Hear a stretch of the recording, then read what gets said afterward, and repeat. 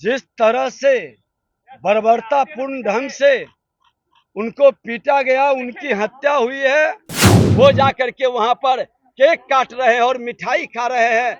इस पर बहस करनी चाहिए, इसकी बहिष्कार करनी चाहिए। मुख्यमंत्री, उप मुख्यमंत्री सदन के अंदर भी नहीं आए, संसदीय कार्य मंत्री भी नहीं, कोई जवाब देने के लिए तैयार नहीं है। सदन को बिना ऑर्डर में लिए जबरदस्ती सदन चलाने का नाटक कर रहे हैं, लोकतंत्र की हत्या कर रहे हैं। नमस्कार, मेरा नाम उत्कर्ष है। आप लाइव सीरीज देख रहे हैं। देखिए तस्वीरों में किस तरीके से सदन से बाहर निकले नेता प्रतिपक्ष विजय सिन्हा ने सरकार पर जमकर निशाना साधा। साफ कहा, तमिलनाडु में जिस तरीके से बिहारियों पर अत्याचार हुआ है, उन्हें मारा गया है, कई लोग जो हैं वो घायल भी हुए हैं और यह भी बताया जा रहा है कि दर्जनों भर लोगों की मृत्यु भी हो गई है, लेकिन सरकार मौन है। सदन में ना तो बिहार के मुख्यमंत्री हैं, ना संसदीय कार्य मंत्री हैं, ना ही डेप्यूटी सीएम है। तमाम मुद्दे को लेकर क्या कुछ कह रहे हैं नेता प्रतिपक्ष विजय सिन्हा, पूरा बयान सुने आप। आज तमिलनाडु के अंदर हमारे बिहार के बेटा की जिस तरह से बर्बरतापूर्ण ढंग से उनको पीटा गया, उनकी हत्या हुई है, जो अपुष्ट सूचना है कि दर्जन भर से ज्यादा लोग की मृत्यु हुई है और सरकार इस पर मौन है। मुख्यमंत्री, उप मुख्यमंत्री सदन के अंदर भी नहीं आए, संसदीय कार्य मंत्री भी नहीं, कोई जवाब देने के लिए तैयार नहीं है। आसन पर बैठे अध्यक्ष से जब आग्रह कर रहे हैं, वो सदन को बिना ऑर्डर में लिए जबरदस्ती सदन चलाने का नाटक कर रहे हैं, लोकतंत्र की हत्या कर रहे हैं।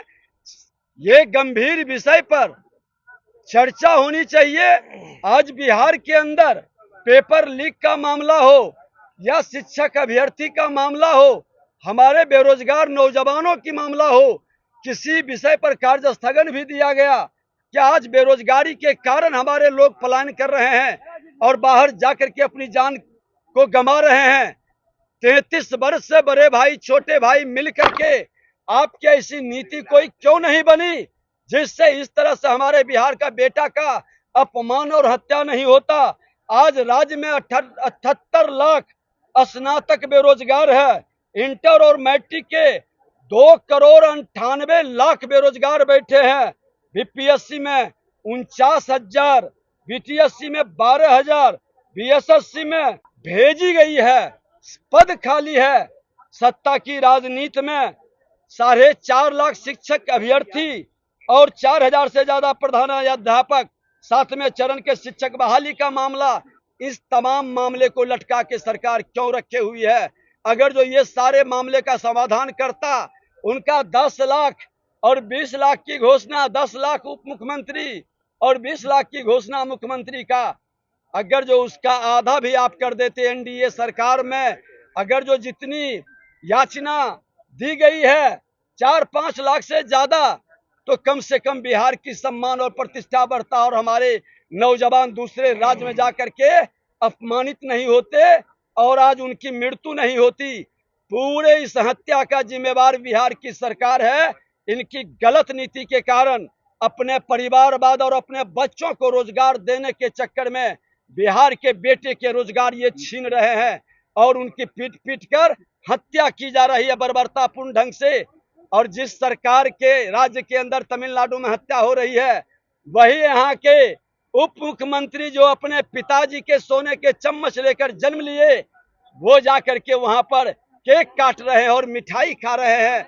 इस पर बहस करनी चाहिए, इसकी बहिष्कार करनी चाहिए और खुल करके तमिलनाडु सरकार से इस पर चर्चा करनी चाहिए। दुखद और दुर्भाग्यपूर्ण है। तो आपने साफ सुना किस तरीके से उनका कहना है कि बिहार में लगातार पेपर लीक के मामले होते हैं, तमाम तरीके के मुद्दे होते हैं, लेकिन सदन से ना तो संसदीय कार्य मंत्री नजर आते हैं सदन में, ना ही बिहार के मुख्यमंत्री नजर आते हैं। और ऐसे में तमिलनाडु में जो घटना हुई है उसका जवाब देने के लिए कोई भी नहीं है। और सदन के जो अध्यक्ष हैं, यानी कि बिहार विधानसभा के अध्यक्ष, वो केवल मौन होकर देखते रहते हैं, कुछ नहीं करते हैं। तो कई मुद्दे को लेकर विजय सिन्हा ने सरकार को घेरा। अब देखना होगा कि आने वाले समय में बिहार के मुख्यमंत्री तमिलनाडु में जो घटना हुई है उसको लेकर क्या कुछ कहते हैं। फिलहाल खबर में सिर्फ इतना ही। आप हमारे साथ बने रहे, हमारे चैनल को सब्सक्राइब नहीं किया है तो जल्द से जल्द कर ले। बहुत बहुत धन्यवाद।